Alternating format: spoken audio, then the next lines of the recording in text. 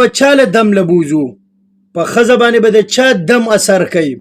تاسو خو صرف د مولانا صاحب دا خبرې واورئ که نه دا سپیشل د هغه خلکو دپاره دي چې کم خلک ښځې په پیرانو پسې ګرځئ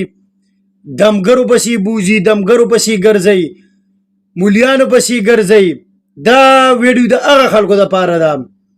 راشي ظالمانو سترګې وغړوئ سترګې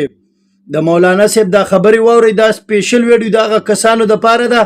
چې کم کسان ښځې په دمګرو پسې ګرځئ په مولیانو پسې ګرځئ په پیرانو پسې ګرځئ د سره په اسلام کې شته نو چې ښځه د کور نه بار وباسئ تاسو د مولانا صاحب دا خبرې واورئ چې دا مازغه هم کولاو شي مازغه ظالمانو دا څه په ګډ وډم سر دی کوپر ته پې رسئ کوپر ته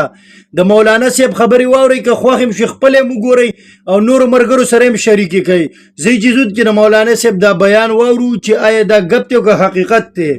راځئ واورئ د ښځې دپاره د ټولو نه بهترین دمګری چې دی دا خپل خاوند دی چې دا خپل خاوند پې دم اچوي که په سر ولا لاس کړي نو ګناه خو نه دی که په مټ ولا لاس ږدي او دم پې اچوي نو ګناه خو نه دی که چېرې دې سړي د خپلې ښځې له چاپي وکړه نو ګناه نه دی بله ورځ یو ساده سړی و راغلی و ما ته یې وي د ښځې مې هډوکي خوږېده وي ټوله شپه مې چاپي کړه وي ګناه خو به نه وي مې جنت ته به مخکې ته ځې دې کې رسو ګناه دی مې پلان کې دی کې پیر دی وظیفه وښوله او دا کار وشو پلان کې دی کې دمګری دی دا وی ټول ګپ دی دا دکانداران دي د پیریانو والا ناست دکاندار دی دمونو والا ناست دکاندار دی بادو والا ناست دکاندار دی زنانو پیریانو والا ناست دکاندار دی نارینو پیریانو والا ناست دکاندار دی ساحر ناست دکاندار دی دغه شانتې کاهن او ترویتی هغه ناستې وي الونه ویمه دا دکاندار دی دا د پیسو د راجمع کولو لارې دي او بانې دي او ساده خلک او ساده زنانه هغه ورباندې خطا کیږي او دوکه کیږي چې پلانکي له لاړه شه نو ښه به شي پلانکي چې د دم کی د ښځې دپاره د ټولو نه بهترین دمګری چې دی دا خپل خاوند دی چې دا خپل خاوند پې دم اچوي که په سر ولا لاس کړي نو ګناه خو نه دی که په مټ ولا لاس ږدي او دم پې اچوي نو ګناه خو نه دی که چېرې دې سړي د خپلې ښځې له چاپي وکړه نو ګناه نه دی بله ورځ یو ساده سړی و راغلی و ما ته یې وي د ښځې مې هډوکي خوږېده وي ټوله شپه مې چاپي کړه وي ګناه خو به نه وي مې جنت ته به مخکې ته ځې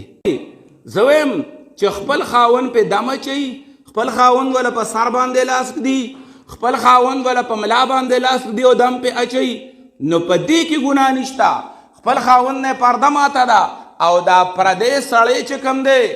دا پردی نارینه چې کوم دی که دې پې دم اچوي دی ناروا کوي که دا پردی زنانه مخ ته ګوري دی ناروا کوي بله دا ده چې دا پردی دمګري چې ته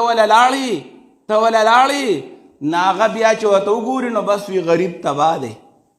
غریب هغه یې څه کوي داسې ښکلې ښځه ورغلې وه سم په مازغو کې وله تصویر والي او دا زنانه هم کله دا چل کوي چې دمګري له ځینو ځان یې سنبال کړي زمونږ غاړې ته یو دی نظر یې نه لګي نو زنانه را روانې وي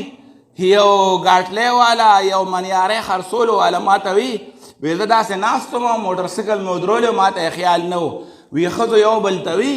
چې موږ ورته دومره سرخۍ لګولې وې ځان سنبال کړی و شیخ وړوندو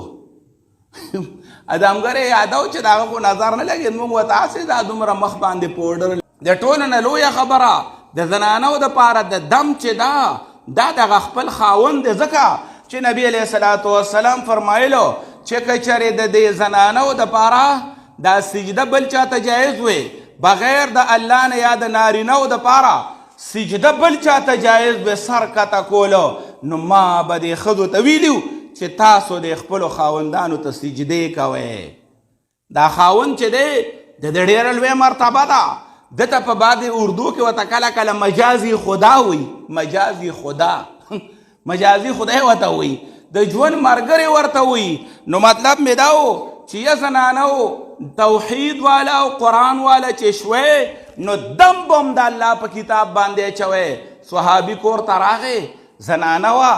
وی دا زنانه پې دم اچوي هغه وی دم اچوي وی ارقیها بکتاب الله دم ګورې واچوی د الله په کتاب باندې ارقیها بکتاب الله په دې زنانه باندې که دم اچوئ نو واچوئ دم خو د الله د کتاب آیاتونه ووایئ.